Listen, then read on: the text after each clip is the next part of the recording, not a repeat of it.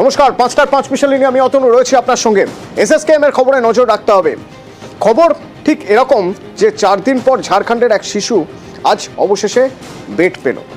কিন্তু এই 4 দিন আগে এই ঝাড়খণ্ডের শিশু কোথা থেকে এসেছিল, মানে তাকে কোথা থেকে আনা হয়েছিল, প্রথম কোন হাসপাতালে গিয়েছিল, আমরা একটু চট করে দেখাই শুরুটা কোথা থেকে হয়েছিল। প্রথমে রামপুরহাট হাসপাতাল জানিয়ে দিল যে এখানে এই রোগীর চিকিৎসা সম্ভব নয়। বর্ধমান মেডিকেলে নিয়ে যাওয়া হয়। বর্ধমান মেডিকেল জানিয়ে দিল এখানে রোগের চিকিৎসা সম্ভব নয়। বর্ধমান মেডিকেল থেকে তারপর এসএসকেএম, ওই শিশুর মা বাবা এসএসকেএম এ নিয়ে আসে। 4 দিন ধরে অপেক্ষা করে, অনেক কষ্ট করতে হয়েছে এই 4 দিন, কারণ এসএসকেএম এ তো বেড পাওয়া যায়নি, সঙ্গে সঙ্গে বেড মেলেনি। তো ওই শিশুর মা বাবা কি বলছেন শোনাব একবার। প্রথমে সমস্যা হয়েছিল, ছেলে বমি করছিল, পেটে লাগছিল, মাথায় লাগছিল। সেই নিয়ে আমরা রামপুরহাট হসপিটালে ভর্তি হলাম। আমাদেরকে বর্ধমান হসপিটাল পাঠালো। বর্ধমান হসপিটালে পুরো রিপোর্ট করে আমাদেরকে এখানে পাঠালো। প্রথমে স্যার এখানে বেড খালি ছিল না। ওই 4 দিন ধরে আমি এখানে গাছের তলায় পড়ে রয়েছিলাম। বেড খালি নেই, তোমরা আউটডোরে টিকিট কেটে ডাক্তারবাবুকে, আউটডোরে টিকিট কেটে স্যারকে দেখিয়েছি, তাও পাইনি। অনেক কেন্দ্রে কাটে একাকার গাছের তলায় রোদে এই কুয়াশাতে পড়ে রইলাম। আজকে ভর্তি হলো। বেশ, এখান থেকে ওখানে যাও, ওখান থেকে ওইখানে যাও, কিন্তু ডাক্তারের কোনো যোগাযোগ পাওয়া যাচ্ছে না। একটাই কথা বলছে, তোমরা 3 থেকে 6 মাস লাইনে দিলেও তোমাদের মতো মানুষের সিট পাবে না। কে বলছিল এটা? ডাক্তারবাবু নিজে বলেছে। 4 দিন 5 দিনে পেয়েছি। হ্যাঁ, আজকে পেয়েছি বেড। ইমিডিয়েট ভর্তি করার কথা বলেছেন ডাক্তারবাবু, কিন্তু ভর্তি করানো যায়নি। ব্রেন টিউমারের পেশেন্টকে ভর্তি গিয়ে করাবেন, সবারই তো একটা লিমিটেশন আছে। বারবার রেফার করা হয় এসএসকেএম এ, বিভিন্ন হাসপাতাল থেকে হাত তুলে দেওয়া হয় এসএসকেএম এ ভর্তি করিয়ে দিন আপনারা। তো এসএসকেএম এ রেফার যে করা হচ্ছে, এত রোগী ঠাঁই হবে কি করে এসএসকেএম এ? চাপে পড়েই তো রোগী নিতে বাধ্য হচ্ছে এসএসকেএম। মুমূর্ষ রোগী মানছেন চিকিৎসকরা, কিন্তু উপায় কোথায়? বেড যে ভর্তি। ঝাড়খণ্ডের শিশু অবশেষে 5 দিন পরে বেড পেয়েছে, কিন্তু অনেক প্রশ্ন উঠে যাচ্ছে এখানে। আমার সঙ্গে অভিজিৎ রয়েছেন, সরাসরি অভিজিতের সঙ্গে একবার কথা বলবো। অভিজিৎ, সেন্ট্রাল রেফারেল সিস্টেম চালু হয়েছে রামপুরহাট থেকে বর্ধমান। তো বর্ধমানে তো তারা তো সেখান থেকে দেখে বলেই দিতে পারতেন যে এসএসকেএম এ এই মুহূর্তে বেড খালি নেই, তারপরেও তারা এসএসকেএম এ পাঠালেন কেন? দায় ঝেড়ে ফেলার জন্য?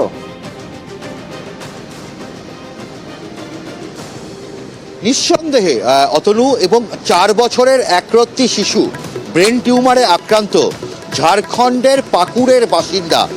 আমাদের রাজ্যের বীরভূম জেলার সীমান্তবর্তী এলাকা হচ্ছে এই ঝাড়খণ্ড রাজ্যের পাকুড়ের পাথর, মানে স্টোন চিপস খুব বিখ্যাত। সেই পাকুড়ের বাসিন্দা। ঝাড়খণ্ডে সেইভাবে চিকিৎসার এরকম ব্যবস্থা না থাকায় ওখানকার মানুষজন, এই পাকুড়ের মানুষজন, তারা প্রথম যায় কোথায়? রামপুরহাট হাসপাতাল। এবং রামপুরহাট হাসপাতাল তারা প্রথমেই বলতে পারতো যে বর্ধমান মেডিকেল কলেজে এই পরিষেবা নেই, অর্থাৎ ব্রেন টিউমারের চিকিৎসার পরিষেবা নেই। কিন্তু বর্ধমান মেডিকেল কলেজ, সেখানে তো নিউরো সার্জারি ডিপার্টমেন্ট রয়েছে। এবং রামপুরহাট মেডিকেল কলেজ থেকে সেখানে দেখা যেত সেন্ট্রাল রেফারেল সিস্টেম অনুযায়ী যে বর্ধমান মেডিকেল কলেজে সেখানে বেড রয়েছে কিনা, নতুবা তারা দেখতো যে অন্য কোথায় বেড রয়েছে, সেই অনুযায়ী পাঠানো উচিত ছিল। তারা ভুল করেছে, তারা বর্ধমান মেডিকেল কলেজে পাঠিয়েছে। বর্ধমান মেডিকেল কলেজও সেই একই ভুল করেছে। বর্ধমান মেডিকেল কলেজ সেখান থেকে দায় এড়িয়েছে কি, যে সেখানে কোনো চিকিৎসা পরিষেবা নেই, অর্থাৎ এই ব্রেন টিউমার অপারেশনের সেখানে নাকি কোনো ব্যবস্থাপনা নেই। তারা কোথায় পাঠিয়ে দিল? না, এসএসকেএম বা পিজি হাসপাতাল। জেলার হাসপাতালগুলোর একটা বড় অংশেরই এই প্রবণতা। এই জায়গাটাই আমি ধরতে চাইছি অভিজিৎ, এই জায়গাটাই ধরতে চাইছি আমরা। আজ না হয় রামপুরহাট, আজ না হয় বর্ধমান, কিন্তু এছাড়াও তো আমরা দেখেছি বিভিন্ন জায়গায় সরকারি পরিকাঠামো থাকা সত্ত্বেও, পুরোপুরি পরিকাঠামো থাকা সত্ত্বেও কোথাও যেন একটা দায়ে ঝেড়ে ফেলার পরিস্থিতি। রেফার রোগ সারানোর জন্য সেন্ট্রাল রেফারেন্স সিস্টেম তৈরি হয়েছে, কিন্তু এই রোগ সারবে কিভাবে? নিঃসন্দেহে এই রোগ তো সারাতে হবেই, কারণ বারবার করে বলা হচ্ছে যে যেখানে, কারণ এই ধরনের যে কোনো ক্রিটিক্যাল পেশেন্ট, যখনই কোনো ক্রিটিক্যাল পেশেন্ট আসে, এক শ্রেণীর চিকিৎসক তাদের বিরুদ্ধে অভিযোগ যে তারা দায় ঝেড়ে ফেলে এবং তারা সেই রোগীকে রাখতে চায় না, তারা অন্যত্র পাঠিয়ে দেয়। কিন্তু সে অন্যত্র পাঠানোর আগেও দেখা উচিত যে সেই হাসপাতালে বেড রয়েছে কিনা। কারণ এই 4 বছরের শিশু ব্রেন টিউমারে আক্রান্ত, এসএসকেএম হাসপাতালে গত বৃহস্পতিবার এসেছে। বৃহস্পতি, শুক্র, শনি, রবি, আজকে সোমবার, 5 দিনের মাথায় তাকে ভর্তি হতে হলো। এবং এসএসকে বা পিজি হাসপাতালের চিকিৎসকরা তাকে দেখেই বলেছেন যে এই শিশুর যা শারীরিক অবস্থা তাকে অবিলম্বে ইমিডিয়েটলি তাকে ভর্তি করতে হবে। কিন্তু বেড নেই, তারা কোথা থেকে বেড দেবেন? চিকিৎসকরা তো বেড জোগাড় করতে পারেন না। কিন্তু অবশেষে অনেক কষ্টাসৃষ্টে আজকে সুপারকে ফোন করা হয়েছে, ডিরেক্টরকে ফোন করা হয়েছে এবং মানবিকতার খাতিরে এই 4 বছরের শিশুকে এই এসএসকে হাসপাতালে ভর্তি করানো হয়েছে। তবে রাজ্য স্বাস্থ্য দপ্তর এই গোটা বিষয়টা নজরদারি করছেন এবং তাদের বক্তব্য, স্বাস্থ্য দপ্তরের বক্তব্য যে আগামী দিনে কিন্তু এগুলো রেয়াত করা হবে না। অর্থাৎ জেলা হাসপাতালগুলোতে যদি পরিকাঠামো থাকে, সেখানে যদি বেড থাকে, তাহলে কোনোভাবেই এইভাবে কলকাতার মেডিকেল কলেজগুলোতে এইভাবে রোগীকে পাঠানো যাবে না। Thank you.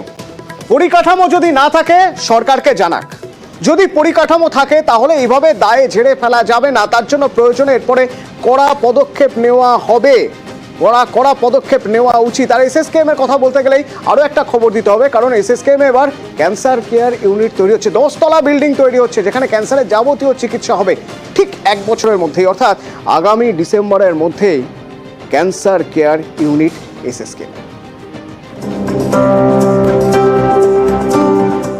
ক্যান্সার এই মারণ রোগের চিকিৎসার জন্য অনেকেই এক জায়গা থেকে আরেক জায়গায় দৌড়াদৌড়ি করতে হয়, যেতে হয় রাজ্যের বাইরেও। বেসরকারি হাসপাতালে লাগাম ছাড়া খরচ, এইসব সমস্যা অনেকটাই মিটতে পারে, কারণ এসএসকেএম হাসপাতালে এবার তৈরি হচ্ছে ক্যান্সার কেয়ার হাব।